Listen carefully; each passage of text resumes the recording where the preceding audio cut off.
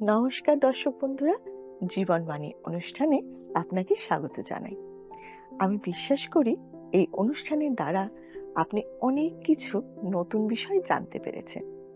হয়তো আপনার অনেক দিনের কোনো প্রশ্নের উত্তর আপনি খুঁজে পেয়েছেন। আসুন না, দেখি ঈশ্বরের বাক্য আজ কি নতুন বিষয় আপনার আমার জীবনে যোগ করতে চলেছেন। সময় হলো হৃদয় খোলো, শ্রবণ করো জীবন বাণী। নম্র চিতে শ্রবণ করো, নম্র চিতে শ্রবণ করো, খ্রিস্ট যিশুর জীবন খানি।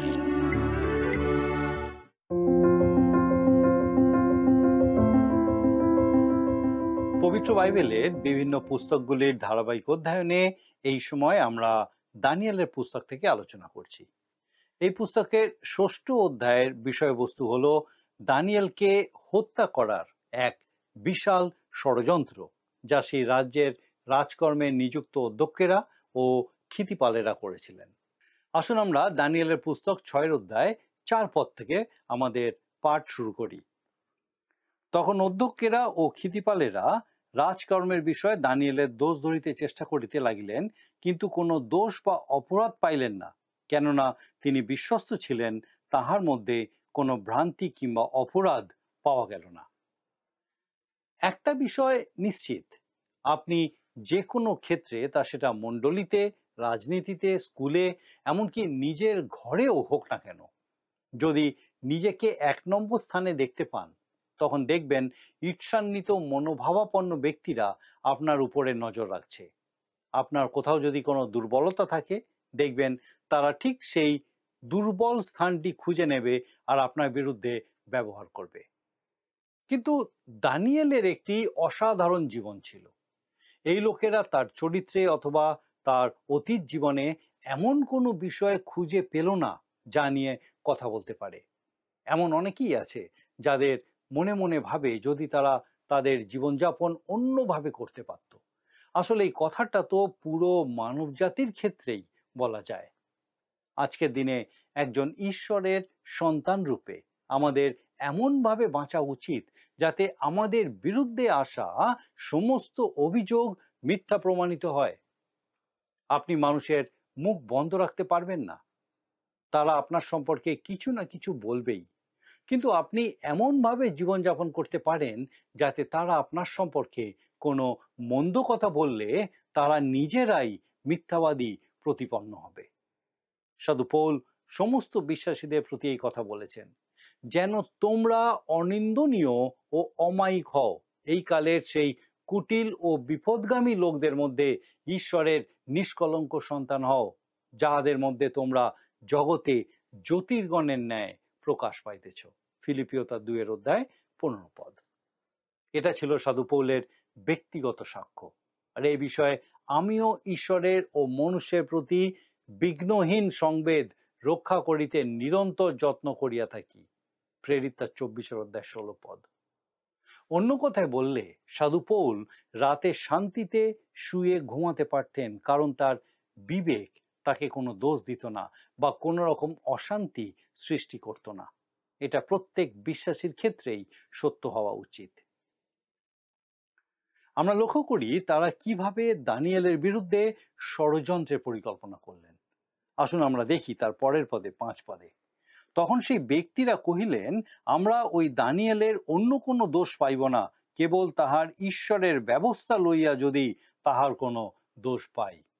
দানিয়েল অন্য ধরনের মানুষ ছিলেন। ঈশ্বর তার লোকদেরকে অন্যভাবে সৃষ্টি করেছিলেন। যখন তাকে প্রথম নবুখুদনেশ্বরের রাজদরবারে একটি কিশোর বন্দি রূপে আনা হয়েছিল, তখন তিনি ভিন্ন ধরনের খাবার খেতে চেয়েছিলেন। আর তখন থেকেই দানিয়েল ভিন্ন প্রকৃতির মানুষ ছিলেন। আর এই লোকেরা সেই কথা জানতেন। তারা বলেছিলেন, যদি আমরা ওর বিরুদ্ধে কিছু দোষ খুঁজে পেতে চাই, তাহলে সেটা আমাদের ওর ধর্মীয় বিশ্বাস থেকেই খুঁজে বার করতে হবে। তারা দোষ কথাটি বলে এমন কিছু বোঝাতে চাইছিলেন যা নিয়ে তার বিরুদ্ধে তারা রাজার কাছে অভিযোগ করতে পারবেন। এই রাজনীতিবিদদের দৃষ্টিতে দানিয়েলের একমাত্র দুর্বলতা ছিল তার ধর্মবিশ্বাস। এটা অবশ্যই দানিয়েলের সৎ চরিত্রের বিরুদ্ধে কুৎসা রটানোর এক স্পষ্ট ঘটনা ছিল। তারা জানতেন যে দানিয়েল ঈশ্বরের প্রতি বিশ্বস্ত ছিলেন এবং তার উপরে নির্ভর করতেন। তার প্রার্থনাশীল জীবন সবার কাছে পরিচিত ছিল। তাই তারা রাজা ও দানিয়েলের ধর্মবিশ্বাসের মধ্যে সংঘাত সৃষ্টি করার সিদ্ধান্ত নিলেন। এই দুষ্ট পরিকল্পনা বাস্তবায়িত করতে তারা কি করলেন সেটা আসুন আমরা এবারে পাঠ করি 6 পদ। তখন সেই অধ্যক্ষেরা ও ক্ষিতিপালেরা রাজার নিকটে সমাগত হইয়া তাহাকে এই কথা কহিলেন, মহারাজ দাঁড়িয়ে বস, চিরজীবী হউন।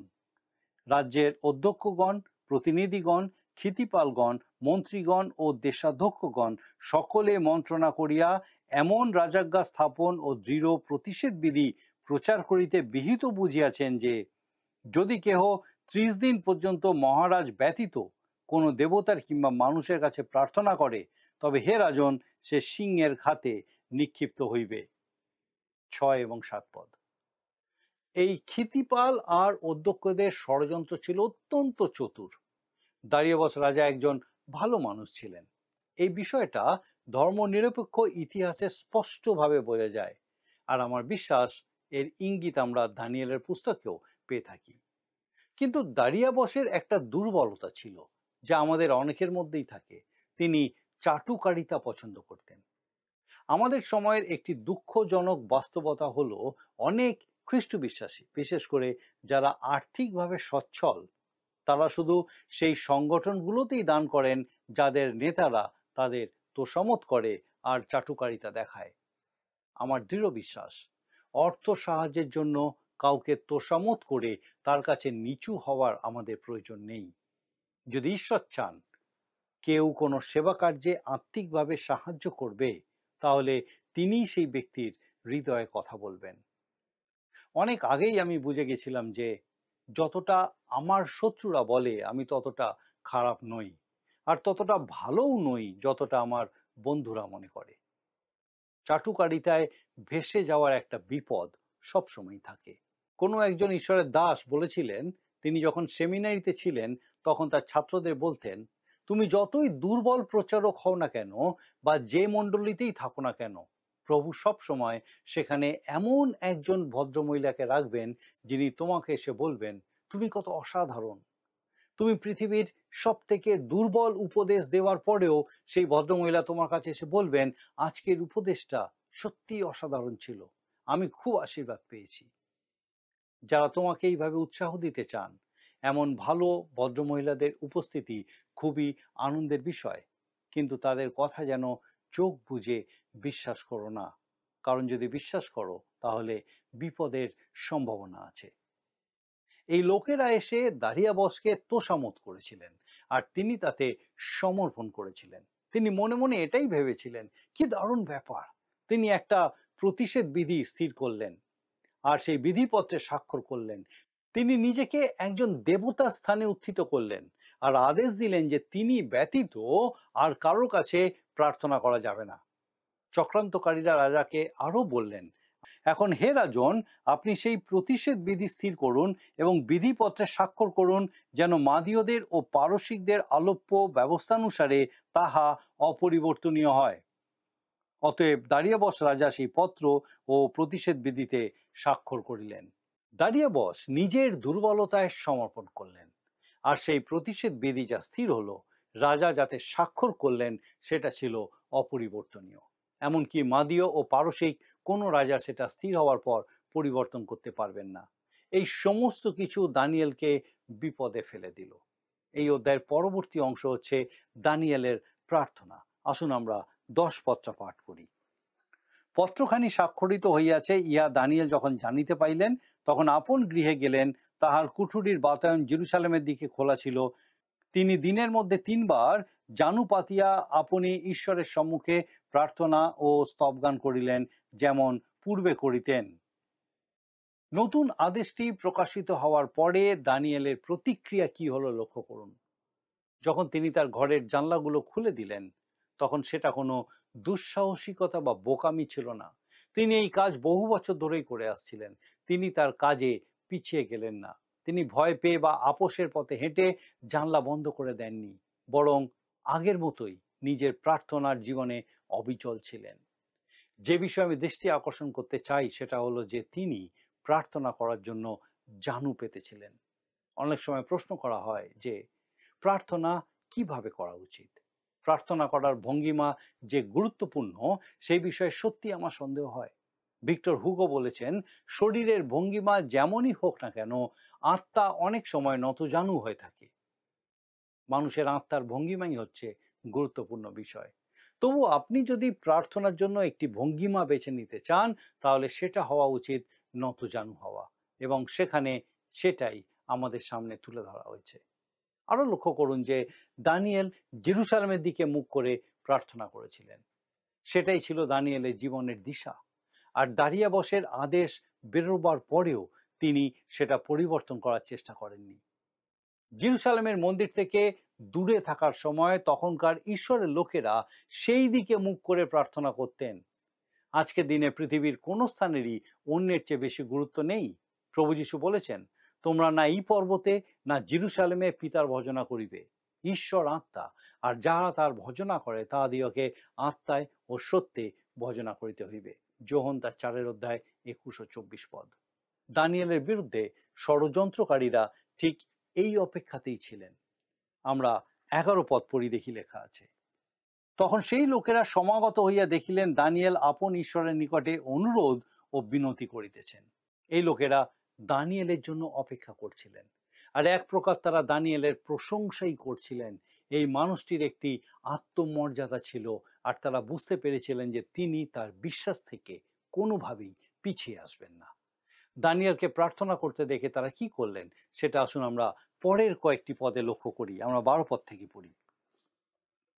তখন তাহারা রাজার নিকটে গিয়া রাজকীয় প্রতিষেধের বিষয়ে রাজার কাছে এই নিবেদন করিলেন, হে রাজন, আপনি কি এই প্রতিষেধ পত্রে স্বাক্ষর করেন নাই যে যে কোনো ব্যক্তি 30 দিনের মধ্যে মহারাজ ব্যতীত অন্য কোনো দেবতার বা মানুষের কাছে প্রার্থনা করে সে সিংহদের খাতে নিক্ষিপ্ত হইবে? রাজা উত্তর করিলেন, মাদীয়দের ও পারসিকদের আলোপ্য ব্যবস্থা অনুসারে তাহা স্থির হইয়াছে। তখন তারা রাজার সম্মুখে কহিলেন, হে রাজন, নির্বাসিত জিহুদীদের মধ্যবর্তী দানিয়েল আপনাকে এবং আপনার স্বাক্ষরিত প্রতিষেধ মান্য করে না, কিন্তু প্রতিদিন 3 বার প্রার্থনা করে।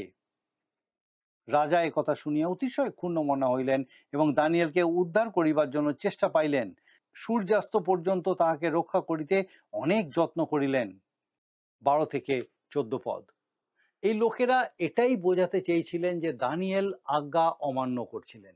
তিনি খোলা জানলার সামনে জেরুসালেমের দিকে মুখ করে প্রার্থনা করছিলেন। বিশ্বাস করুন, এই বিষয়টা রাজাকে খুব কষ্ট দিয়েছিল। দারিয়াবশ তার নিয়ম পরিবর্তন করতে পারেননি। নবুখুদনেছর যদিও সেটা করতে পারতেন। এটা ছিল এক সাম্রাজ্য থেকে আরেক সাম্রাজ্যের অবনমনের একটি প্রমাণ। এই লোকেরা এই সুযোগটা ভালোভাবেই নিল। তারপরে আমরা দেখি লেখা আছে, তখন ওই লোকেরা রাজার নিকটে সমাগত হইয়া রাজাকে কহিলেন, মহারাজ, জানিবেন যে কোনো প্রতিষেধ কি বিধি রাজা স্থির করিয়াছেন তাহা অন্যথা হইতে পারে না। মাদীয়দের ও পারসিকদের এই ব্যবস্থা। 15 পদ। স্থির হলো যে দানিয়েলকে সিংহের খাদে নিক্ষেপ করা হবে, আর এই বিষয়ে রাজার কিছু করার ছিল না। শাস্ত্রের এই অংশে আমরা সিংহের খাদে দানিয়েলের অতি পরিচিত কাহিনীটি লক্ষ্য করব। আসুন আমরা 16 পদ পাঠ করি। তখন রাজা আজ্ঞা দিলেন, তাই তাহারা দানিয়েলকে আনিয়া সিংহদের খাতে নিক্ষেপ করিলেন। রাজা দানিয়েলকে কহিলেন, তুমি অবিরত যাহা সেবা করিয়া থাকো, তোমার সেই ঈশ্বর তোমাকে রক্ষা করিবেন। আমার মতে রাজা যা বলেছিলেন তিনি নিজেও তা বিশ্বাস করেননি। আমরা অন্য কাউকে বলি, প্রভু তোমার যত্ন নেবেন, কিন্তু আমরা নিজেরা সেই অবস্থায় থাকলে হয়তো ওইভাবে তার উপরে ভরসা করতে পারতাম না। তবে দারিয়াবশ রাজার অনেক অভিজ্ঞতা ছিল। তিনি বুঝতে পেরেছিলেন যে দানিয়েলের ঈশ্বর সর্বশক্তিমান এবং সর্বাধিপতি। তিনি চাইলেই দানিয়েলকে উদ্ধার করতে পারেন। তিনি এটাও দেখেছিলেন যে দানিয়েল তার ঈশ্বরের প্রতি বিশ্বাসী ছিলেন। যৌথ বিশ্বশক্তির এই অবক্ষয়গ্রস্ত রাজদরবারে দানিয়েলের সাক্ষ্য সম্পূর্ণভাবে অলৌকিক ছিল বলা যায়। একটি সাধারণ, নির্মল ও অলংকারহীন জীবনের মাধ্যমে তিনি সেই সময় ঈশ্বরের উদ্ধারপূর্ণ অনুগ্রহের এক শক্তিশালী সাক্ষ্য হয়ে উঠেছিলেন। আসুন আমরা 17 পত্রা পাঠ করি। পরে একখানা প্রস্তর আনা গেল ও খাতের মুখে স্থাপিত হইল, এবং দানিয়েলের বিষয়ে যেন কিছু পরিবর্তন না হয়, এই জন্য রাজা আপনার মুদ্রায় ও আপন মহল্লোকদের মুদ্রায় তাহা অঙ্কিত করিলেন। তারা সিংহের খাতের মুখে একটি পাথর রেখে দিল, আর দানিয়েল সারা রাত সেখানে কাটালেন। এই সিংহগুলো ছিল ভয়ঙ্কর বন্য জন্তু। সেগুলো দাঁতহীন কোনো বৃদ্ধ সিংহ ছিল না। একবার একটা লোক একটা চিড়িয়াখানায় কাজ পেল, আর তাকে বলা হলো সিংহদের খাঁচায় গিয়ে তাদের খাবার দিতে। লোকটা যখন সেই কাজ করতে রাজি হলো না, তখন চিড়িয়াখানার বড়বাবু বললেন, তোমার কোনো চিন্তা নেই, সিংহগুলোর দাঁত নেই। লোকটা উত্তর দিয়ে বলল, হ্যাঁ, আমি সেটা লক্ষ্য করেছি, কিন্তু সিংহগুলো আমাকে তাদের মাড়ি দিয়েই চেপে মেরে ফেলতে পারে। দানিয়েলের সিংহগুলোর দাঁত ছিল, আর তারা খুবই হিংস্র ছিল। কিন্তু সেই রাতে সব থেকে সুরক্ষিত স্থানটি ছিল সিংহের খাত। আমার বিশ্বাস সারা রাত দানিয়েল বেশ ভালোভাবেই ঘুমাতে পেরেছিলেন। কৌতূহলের বিষয় হলো, রাজাই বরং দানিয়েলের থেকে বেশি অস্থির ছিলেন, এমনকি সম্ভবত তিনি আরো বেশি বিপদের মধ্যে ছিলেন। এরপর আমরা দেখি সিংহের খাত থেকে দানিয়েলকে মুক্তি পেতে। আসুন আমরা 18 পদ থেকে পড়ি। পরে রাজা আপন প্রাসাদে গিয়া উপবাসে রাত্রি যাপন করিলেন, আপনার সম্মুখে কোনো উপভোগের সামগ্রী আনিতে দিলেন না, তাহার নিদ্রাও হইল না। রাজা ঘুমোতে পারলেন না, কিন্তু দানিয়েল পেরেছিলেন। দানিয়েলের চিন্তায় দাঁড়িয়ে বস একটা বিনিদ্র রজনী যাপন করলেন। আর রাত পেরোতেই তিনি কি করলেন, আসুন আমরা তার পরের পদে দেখি, 19 পদ। পরে রাজা অতি প্রত্যুষে উঠিয়া সত্বর সিংহদের খাতের কাছে গেলেন, আর খাতের নিকটে গিয়া তিনি আর্তস্বর করিয়া দানিয়েলকে ডাকিলেন। রাজা দানিয়েলকে বলিলেন, হে জীবন্ত ঈশ্বরের সেবক দানিয়েল, তুমি অবিরত যাহার সেবা করো, তোমার সেই ঈশ্বর কি সিংহের মুখ হইতে তোমাকে রক্ষা করিতে পারিয়াছেন? 19 আর 20 পদ। আমি জানি না রাজা দানিয়েলের কাছ থেকে উত্তর পাওয়ার আশা করেছিলেন কি না, কিন্তু দানিয়েল তার কথার উত্তর দিয়েছিলেন। আমরা 21 পদ পড়ি। তখন দানিয়েল রাজাকে কহিলেন, হে রাজন, চিরজীবী হন। আমার ঈশ্বর আপন দূত পাঠাইয়া সিংহগণের মুখ বদ্ধ করিয়াছেন, তাহারা আমার হিংসা করে নাই, কেননা তাহার সাক্ষাতে আমার নির্দোষতা লক্ষিত হইল, এবং হে রাজন, আপনার সাক্ষাতেও আমি কোনো অপরাধ করি নাই। হে রাজন, চিরজীবী হন। দানিয়েল খুব বিনম্রভাবে ও সম্মান জানিয়ে উত্তর দিয়েছিলেন। এটা যেন দানিয়েল তাকে বলছেন, আপনি কি রাতে ভালোভাবে ঘুমিয়েছিলেন? আর অবশ্যই রাজা একেবারেই রাতে ঘুমোতে পারেননি, কিন্তু দানিয়েল পেরেছিলেন। এটা স্পষ্ট যে দানিয়েলও ঠিক তার সেই 3 বন্ধুর মতো, যারা অগ্নিকুণ্ডে নিক্ষিপ্ত হয়েছিলেন, ঈশ্বরের কাছ থেকে সেই একই নিশ্চয়তা পেয়েছিলেন যে ঈশ্বর তাকে উদ্ধার করতে পারেন এবং করবেন। আপন দূত সেই একই ব্যক্তি ছিলেন যাকে নবুখুদনেছর অগ্নিকুণ্ডে দেখেছিলেন, পার্থিব দেহ ধারণের পূর্বের খ্রিস্ট। দানিয়েলের কথা শুনে রাজার যা প্রতিক্রিয়া হলো, আসুন আমরা সেটা 23 পদে দেখি। আমরা পাঠ করি 23 পদ। তখন রাজা অতিশয় আহ্লাদিত হইলেন এবং দানিয়েলকে খাত হইতে তুলিতে আজ্ঞা করিলেন। তাহাতে দানিয়েলকে খাত হইতে তুলিয়া লওয়া হইল, আর তাহার শরীরে কোনো প্রকার আঘাত দৃষ্ট হইল না, কারণ তিনি আপন ঈশ্বরে বিশ্বাস করিয়াছিলেন। রাজা দানিয়েলকে ভালোবাসতেন এবং তার রক্ষা পাওয়াতে আন্তরিকভাবে আনন্দিত হয়েছিলেন। দানিয়েল বিশ্বাসের দ্বারা রক্ষা পেয়েছিলেন। বিশ্বাস দ্বারা ইহারা নানা রাজ্য পরাজয় করিলেন, ধার্মিকতার অনুষ্ঠান করিলেন, নানা প্রতিজ্ঞার ফল প্রাপ্ত হইলেন, সিংহদের মুখ বন্ধ করিলেন। ইব্রিয়তার 11:33 পদ। আসুন আমরা এরপরে 24 পদটা পাঠ করি, দানিয়েলের 6:24 পদ। পরে রাজা আজ্ঞা করিলেন, তাহাতে যাহারা দানিয়েলের উপরে দোষারোপ করিয়াছিল তাহাদিওকে আনিয়া তাহাদের বালক বালিকা ও স্ত্রী শুদ্ধ সিংহদের কাতে ফেলিয়া দেওয়া হইল। আর তাহারা খাতের তল স্পর্শ করিতে না করিতে সিংহগণ তাহাদিওকে আক্রমণ করিয়া তাহাদের সমস্ত অস্থি চূর্ণ করিল। যারা দানিয়েলের শত্রু ছিল, তাদের সেই নিকৃষ্ট ষড়যন্ত্র প্রকাশ হয়ে গেল। পরিবার সহ তাদেরকে সিংহের খাতে ছুঁড়ে ফেলা হলো। এই অধ্যায়ের শেষ অংশে আমরা দানিয়েলের সমৃদ্ধি এবং দারিয়াবশের আজ্ঞার বিষয়ে অধ্যয়ন করব। আসুন আমরা 25 পদ পাঠ করি। তখন দারিয়াবশ রাজা সমস্ত পৃথিবী নিবাসী লোকবৃন্দ, জাতি ও ভাষাবাদীকে এই পত্র লিখিলেন, তোমাদের মহতি শান্তি হোক। দারিয়াবশ সারা জগৎব্যাপী একটা আদেশ দিলেন, যা ছিল তার ব্যক্তিগত সাক্ষ্য। তিনি সেই একই শান্তি লাভ করেছিলেন যা নবুখুদনেছরের জীবনেও এসেছিল, দানিয়েল তার 4:1 পদে যা আমরা দেখেছি। এই শান্তির সাক্ষ্য সেই একই ব্যক্তির কাছ থেকে এসেছিল যিনি আগের রাত ঘুমাতে পারেননি। আমরা তার পরের পদ পড়ি 26 পদ থেকে। আমি এই আজ্ঞা করিতেছি, আমার রাজ্যের অধীন সর্বস্থানে লোকেরা দানিয়েলের ঈশ্বরের সাক্ষাতে কম্পমান হোক ও ভয় করুক, কেননা তিনি জীবন্ত ঈশ্বর ও অনন্তকাল স্থায়ী, এবং তাহার রাজ্য অবিনাশ্য ও তাহার কর্তৃত্ব শেষ পর্যন্ত থাকিবে। তিনি রক্ষা করেন ও উদ্ধার করেন, এবং তিনি স্বর্গীয় পৃথিবীতে চিহ্ন কার্য ও আশ্চর্য কার্য সাধন করেন। তিনি দানিয়েলকে সিংহদের হস্ত হইতে রক্ষা করিয়াছেন। 26 আর 27 পদ। দারিয়াবশ সমস্ত লোকদের আদেশ দিয়ে বললেন যেন তারা দানিয়েলের ঈশ্বরকে ভয় করে, এবং তিনি এই সাক্ষ্য দিলেন যে তিনি হচ্ছেন জীবন্ত ও সর্বশক্তিমান ঈশ্বর। সিংহের খাতে যে আশ্চর্য ঘটনা ঘটল, তার মাধ্যমেই দারিয়াবশ ঈশ্বরের কাছে আকৃষ্ট হলেন। আমরা আসুন এখন এই অধ্যায়ের শেষ পদটা পাঠ করি, 28 পদ। আর এই দানিয়েল দারিয়াবশের ও পারসিক কোরসের রাজত্বকালে ভাগ্যবান থাকিলেন।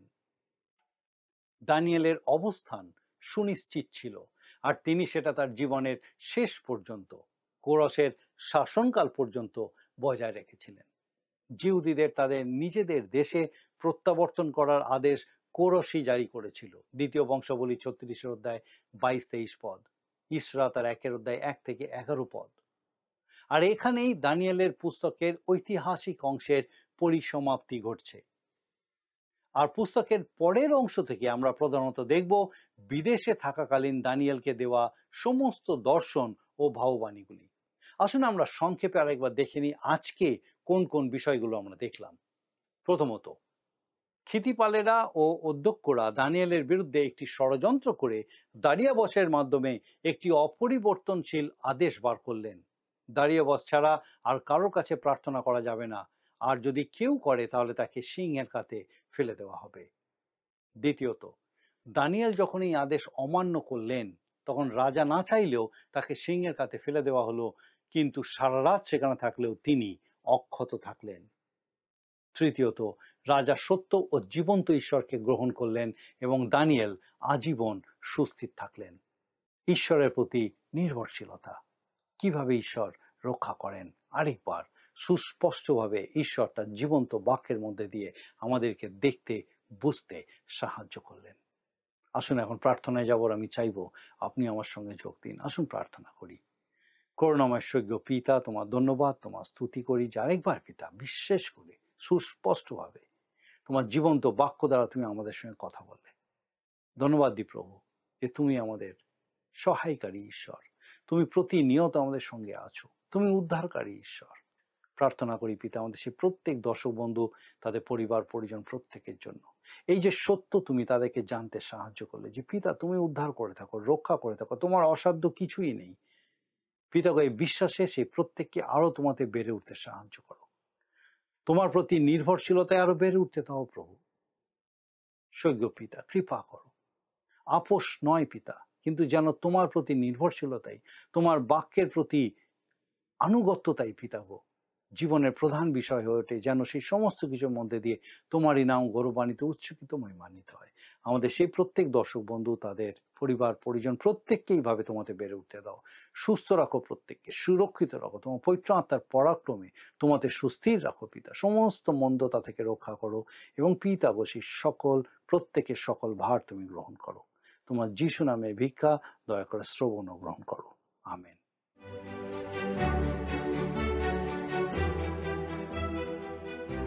আপনাকে অনেক ধন্যবাদ যে আপনি এতক্ষণ আমাদের সঙ্গে এই অনুষ্ঠানে উপস্থিত আছেন। আমার বিশ্বাস ঈশ্বর আপনার সঙ্গে কথা বলেছেন।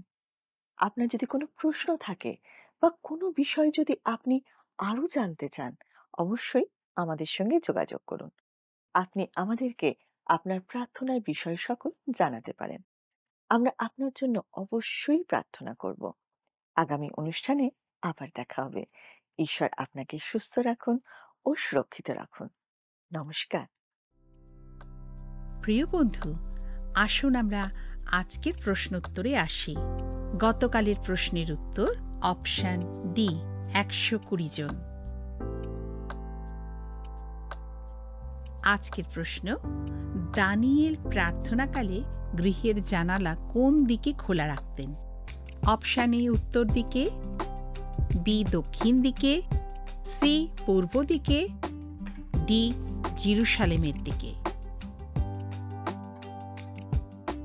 বন্ধু, এই প্রশ্নের উত্তর আগামীকাল সন্ধ্যে 6টার মধ্যে option A, B, C, D সহকারে আপনার নাম ও সম্পূর্ণ ঠিকানা সহ 9433497235 এই নম্বরে SMS-এ অথবা হোয়াটসঅ্যাপে লিখে পাঠাবেন।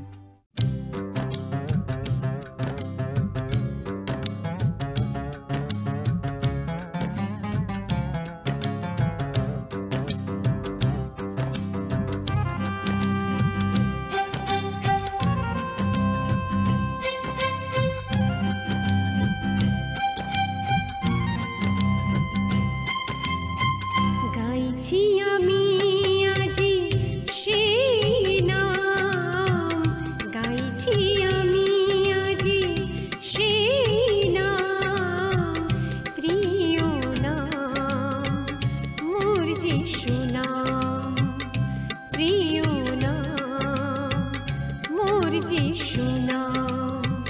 পথ সত্য সেই যে, সেই তো জীবন, পথ সত্য সেই যে, সেই তো জীবন।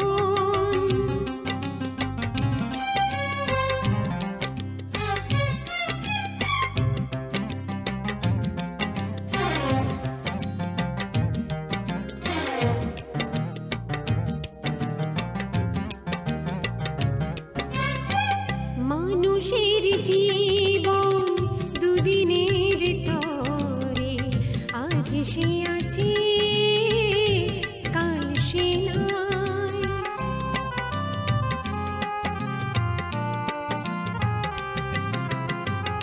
এসেছি যে একা, চলে যাব একা, করে সে নাম নিত্য ধ্যান, সেই নাম মোর যিশু নাম, সেই নাম মোর যিশু নাম, সেই নাম মোর যিশু নাম, সেই নাম মোর যিশু নাম।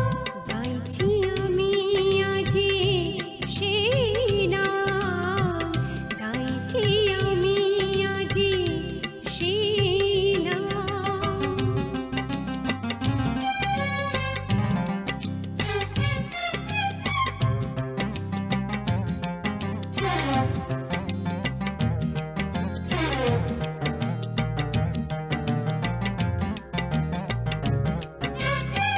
জগতের প্রতিকূলে শুধুই মরণ, যিশু নামেই পাবো অমৃত জীবন।